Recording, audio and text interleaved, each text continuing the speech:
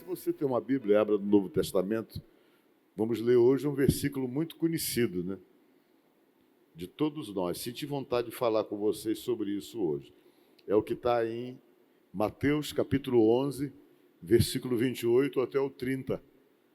Isso aí quase todo mundo conhece que está escrito aí. Isso aí é um convite que vai ser feito para vocês hoje.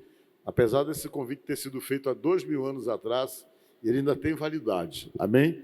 Vamos ler juntos? Digam comigo, repito, vamos lá. Vinde a mim, todos que estáis cansados e sobrecarregados, eu vos aliviarei.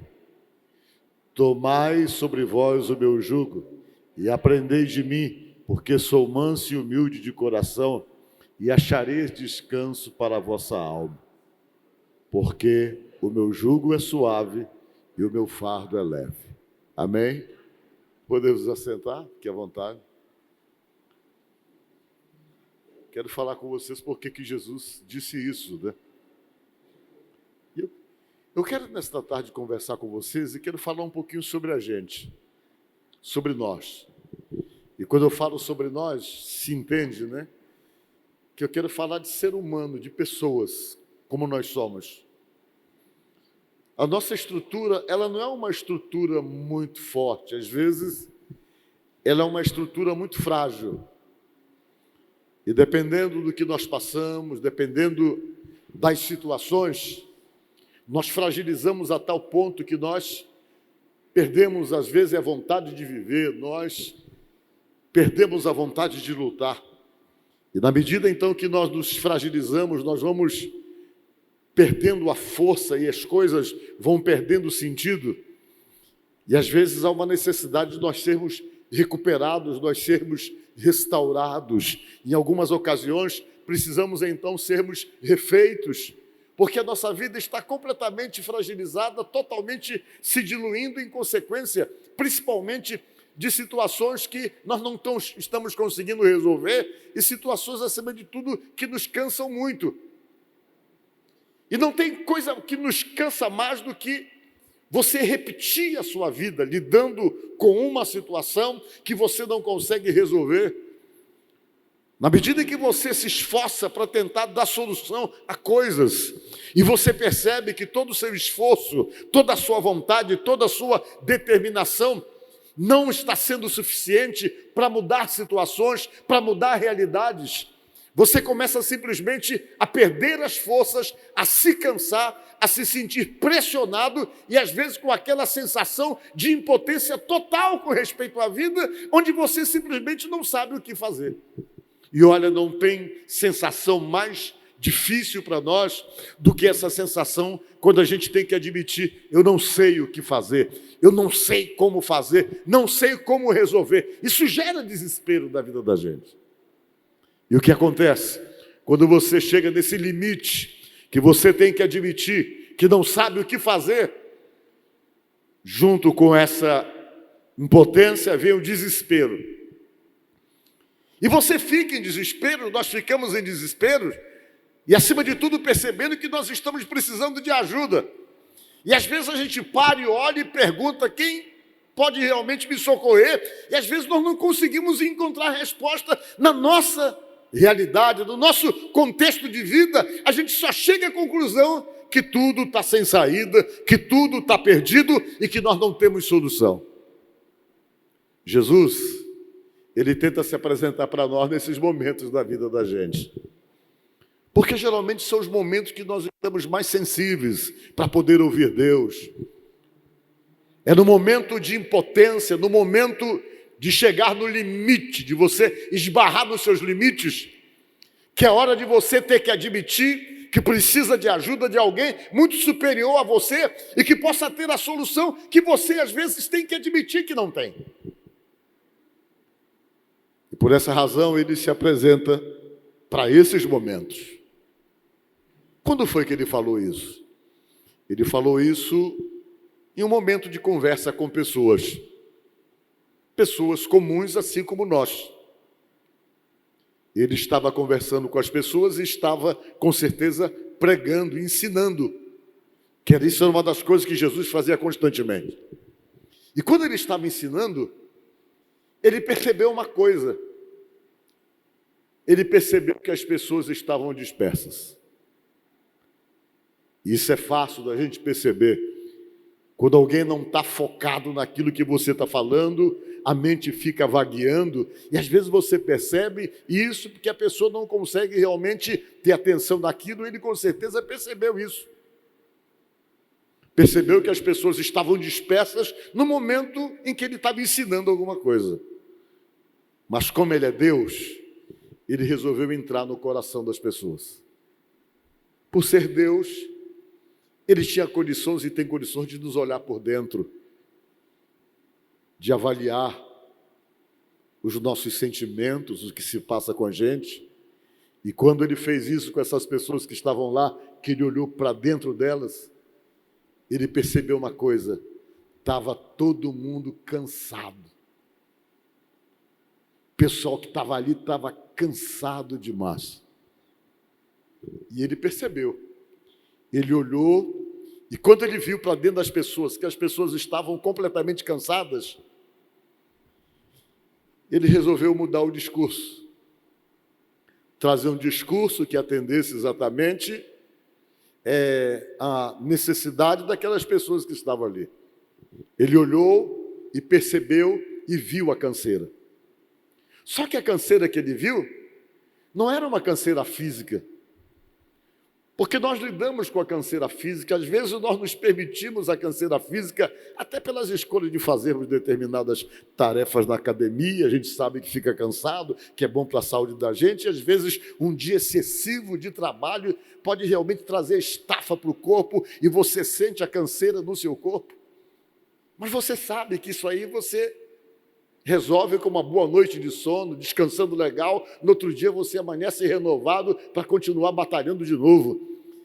E ele percebeu, olhando para as pessoas, e notou que a canseira que elas tinham não era uma canseira física, mas era uma canseira da alma.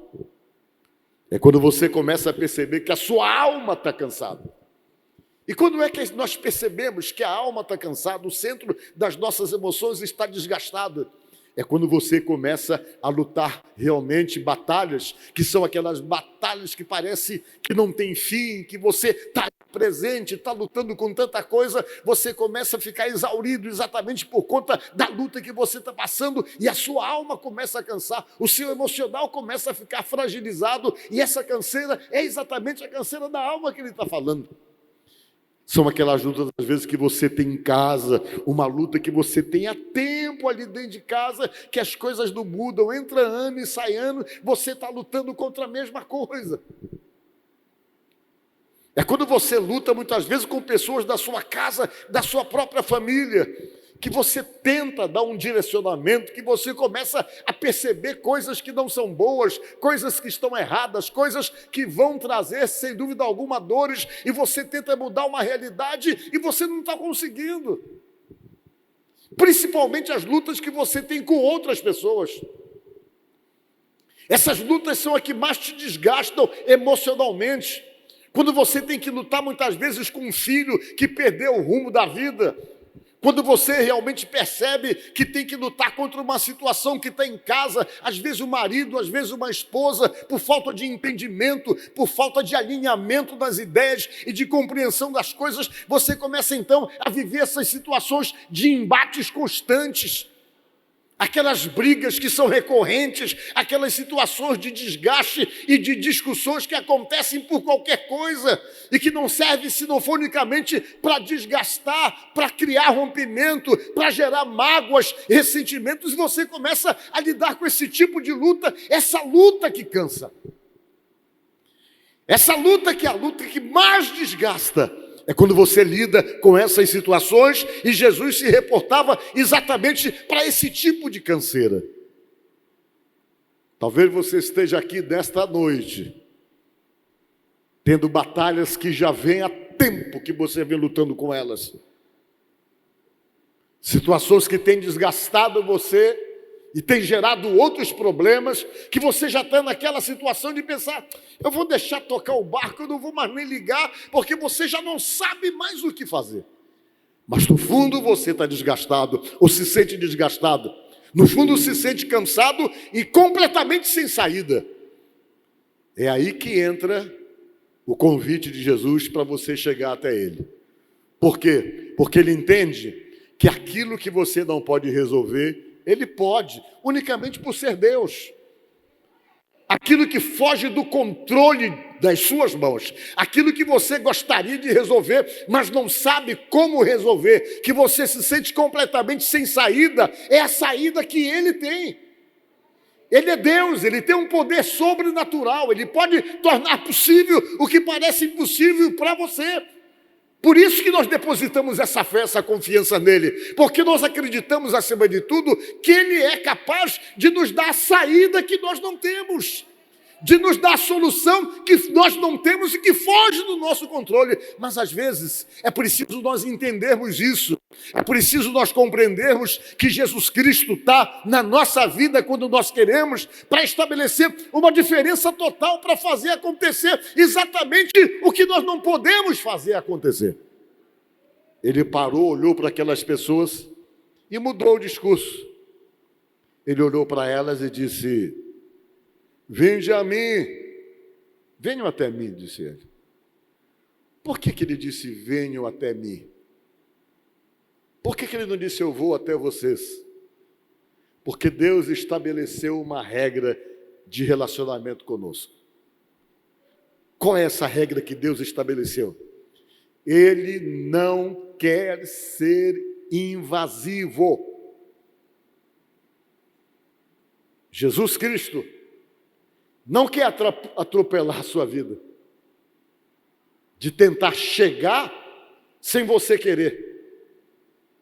Ele pode estar querendo abençoar você, mas ele fica ali esperando que você decida ir até ele, porque ele não vai, porque ele realmente tem que respeitar a sua decisão. É uma questão total de escolha que ele respeita de uma forma radical. Deus é assim, ele poderia dizer: eu sou Deus, não quero nem saber, eu invado a sua vida e vou lá resolver, mesmo sem você querer. Não, ele não faz isso. Ele pegou, chegou e jogou o convite: venham a mim. Vocês estão cansados, estão precisando? Venham até mim. Todos vocês estão cansados, porque eu tenho como aliviar vocês. Ele falou, e depois que ele disse isso, ele foi dizendo outras coisas, para começar a entrar na cabeça das pessoas a necessidade e a questão de troca que deve ser feita, propondo uma troca de jugo, uma troca de fardo, e tentando dizer: você está sobrecarregado, amigo, então venha até mim. O que é a palavra sobrecarregado que nós lemos no texto? Eu escolhi uma fotozinha bonitinha para mostrar para vocês. É quando você está empurrando uma carga que é maior do que a sua capacidade de poder empurrar ou de poder carregar. Aí você fica sobrecarregado. É sobrecarga. É quando a carga está além dos seus limites. Quando a carga chega além dos seus limites, você chega: preciso de ajuda. É aí que Jesus entra.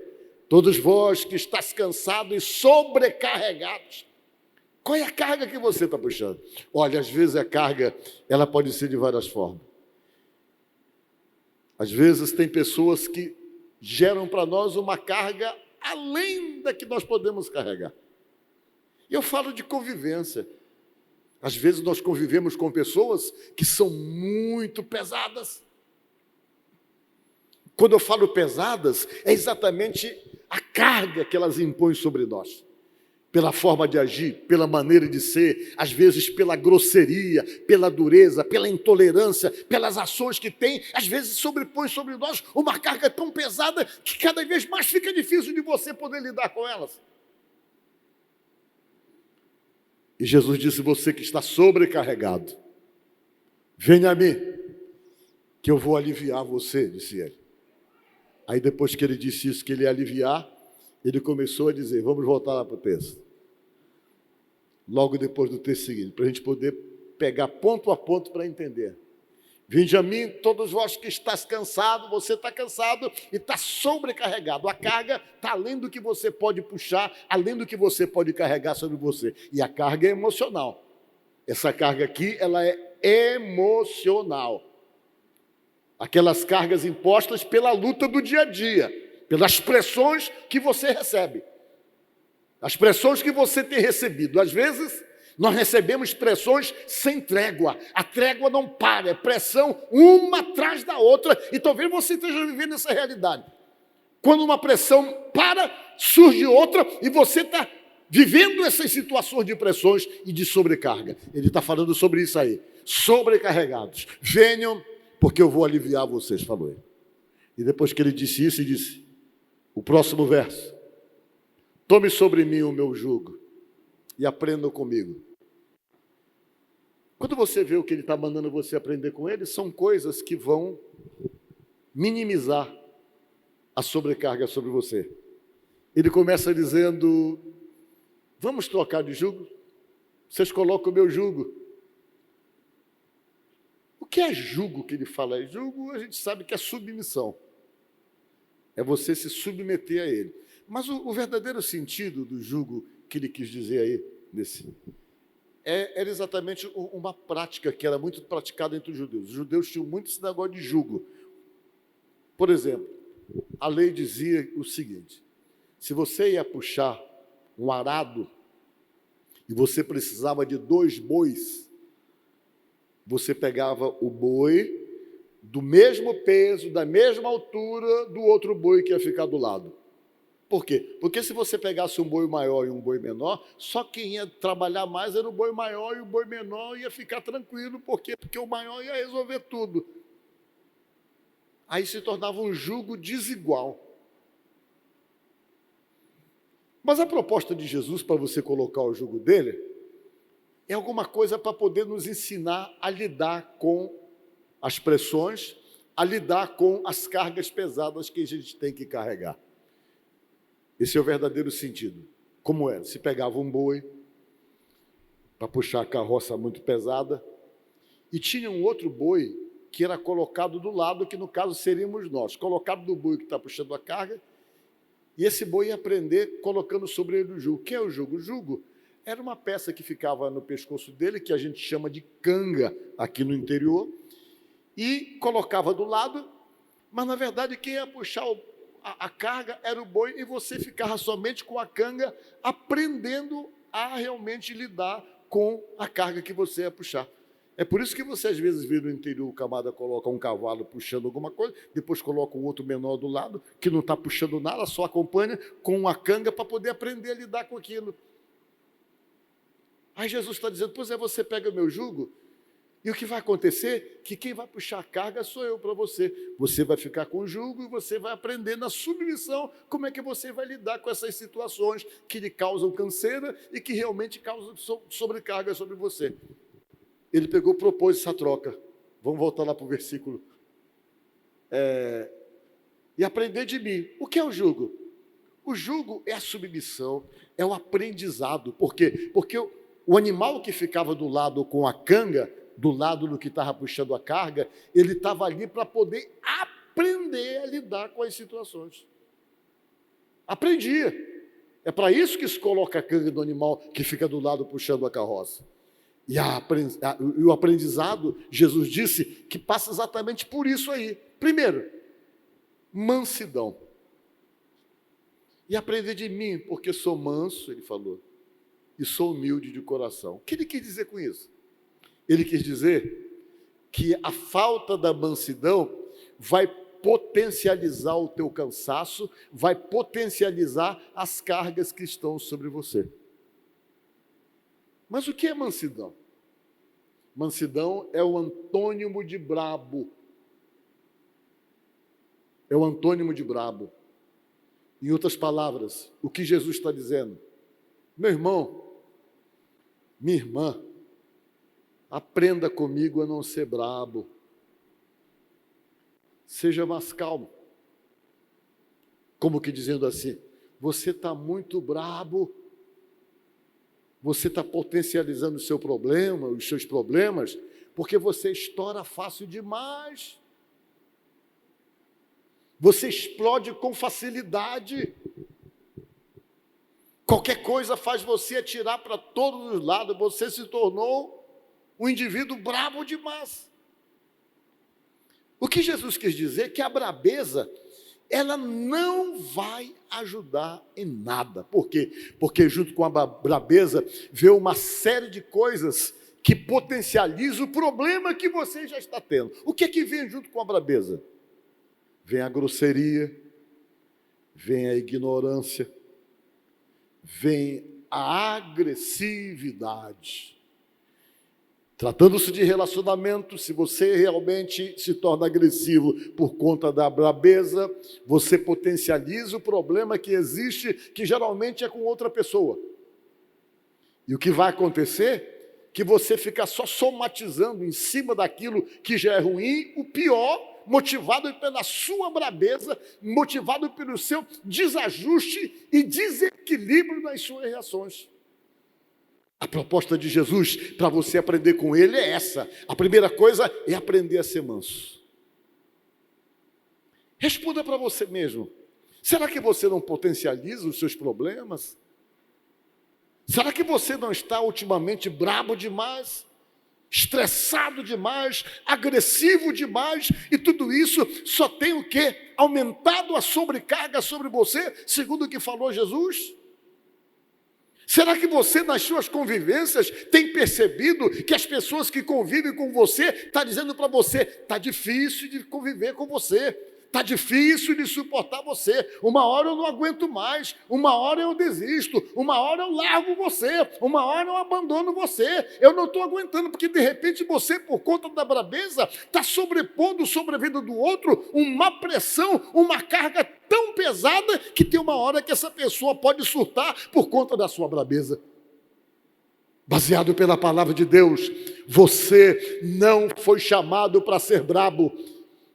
E se você tem vocação e tendência para isso, você só potencializa os seus problemas e só aumenta a sua sobrecarga, segundo o que falou Jesus. E ele disse, pois é, eu quero que vocês aprendam comigo a ser manso. Aprendam comigo a ser calmo, disse Jesus. E ser mais também, disse Jesus. A ser humilde de coração. Porque uma coisa depende da outra. Não existe mansidão sem humildade. E a humildade é que nos capacita simplesmente a neutralizarmos essas situações de sobrecargas que vêm sobre nós. A humildade ensina você a ficar calado. A humildade ensina você a recuar. A humildade ensina você a dar tempo ao tempo. A humildade ensina você que você não tem que impor a sua verdade a fogo e ferro em cima de ninguém, mas você espera a hora certa para que essas coisas se revelem e que haja reconhecimento de que você está certo. Nem mesmo o fato de estar certo leva você a impor essa sua verdade sobre o outro a qualquer custo. E isso a humildade faz você esperar. Uma certa vez eu estava vendo uma reportagem da televisão e o repórter chegou para jogar um de encontro o outro. Tinha o treinador da seleção brasileira de vôlei chamado Bernardinho e tinha o treinador da seleção brasileira chamado Zé Roberto, que treinava as meninas. E o repórter chegou e disse para o Zé Roberto assim, me diga uma coisa, por que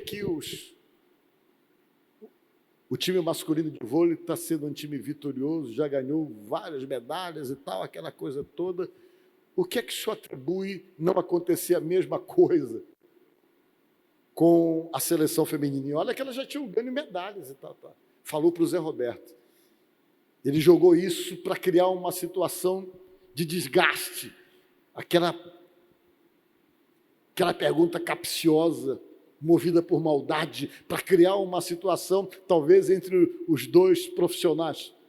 Quando ele fez essa pergunta para o Zé Roberto, que ele perguntou para o Zé Roberto, o que você atribui isso? Sabe o que foi a resposta do Zé Roberto?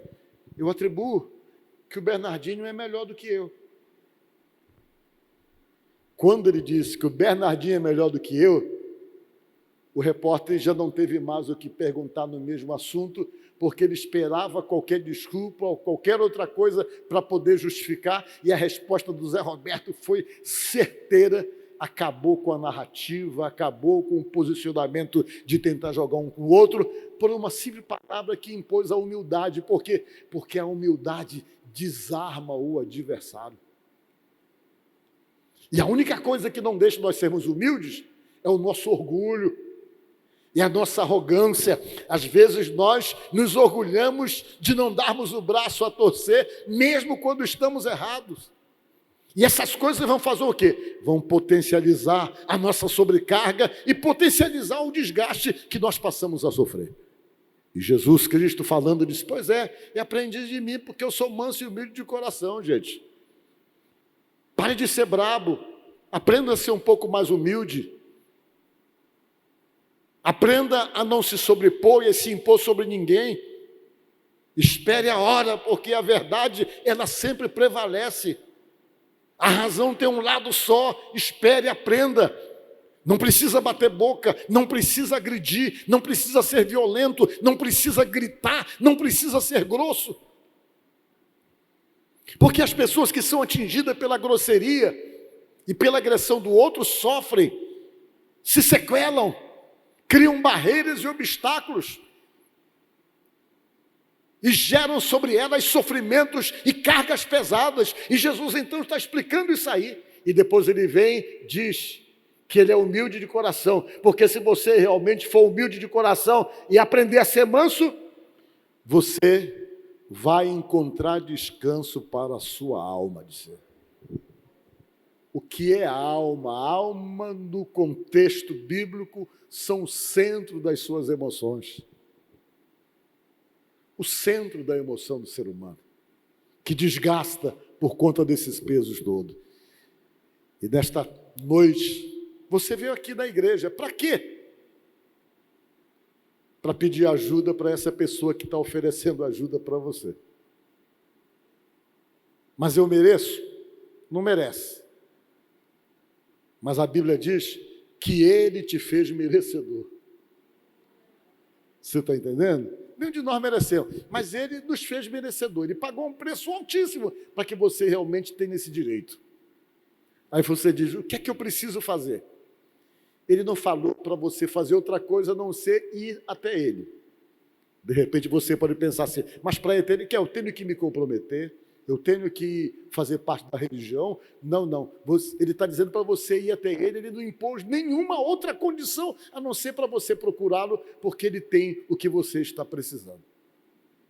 E se você, nesta noite, está aqui, talvez, desorientado, desgastado, e esse desgaste você sente em você. Você está desgastado com os seus amigos, desgastado com a sua família, desgastado com as pessoas que você ama, desgastado com a mulher que é do teu coração, desgastado com enfim, você está vivendo situações de desgaste. Desgaste da alma, as coisas perderam os rumos, você perdeu a direção da sua própria vida, você está naquela situação que é a pior situação que o ser humano realmente passa, é quando ele percebe que ele perdeu a capacidade de gerenciar a sua própria vida, ele não está conseguindo gerenciar certo mais. Ele não gerencia certo a vida dele. O gerenciamento dele está levando ele para lá dos opostos e gerando mais problemas. É quando você sente, você está precisando de ajuda, precisando de uma intervenção imediata, de alguém que possa capacitar você a retomar as coisas, a se refazer, a se reconstruir, a recomeçar, a fazer qualquer coisa, para que você saia, de repente, de uma situação que você percebe que está se potencializando a cada dia. E para que isso mude, você tem um convite para você, feito por Jesus há 2000 anos atrás, dizendo, venha até mim. Se você vier até mim reconhecer a necessidade de mudar as situações, de mudar as coisas, e de sair, de repente, da situação complexa em que você se encontra, e você tem fé e acredita que eu posso resolver isso, você vai e Ele resolve. Diga glória a Deus, Ele resolve. Eu não vou nem perguntar testemunho aqui, porque eu sei de alguns testemunhos aqui de pessoas que Jesus resolveu. Então, o que eu quero terminar essa minha palavra é dizer para você uma coisa: vá até Ele, porque Ele tem a solução das coisas que você não tem. Por quê? Porque você é um ser humano limitado.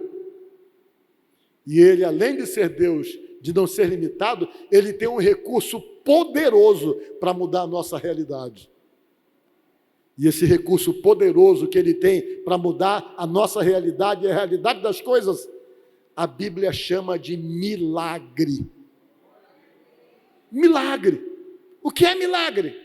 É aquilo que você não tem explicação. É aquilo que foge da normalidade das coisas. É aquilo que não acontece dentro de uma situação de probabilidade, de possibilidades. É alguma coisa que simplesmente desafia a física, desafia todas as possibilidades, mas o certo é que acontece e que muda uma realidade sua. Isso é uma prerrogativa de Deus. Amém? Isso é uma prerrogativa de Deus. Milagre. E se a tua vida, para se resolver, precisa de um milagre, saiba que Ele tem esse milagre. Amém? Que Deus abençoe vocês e ajude vocês no nome de Jesus. Amém? Vamos orar?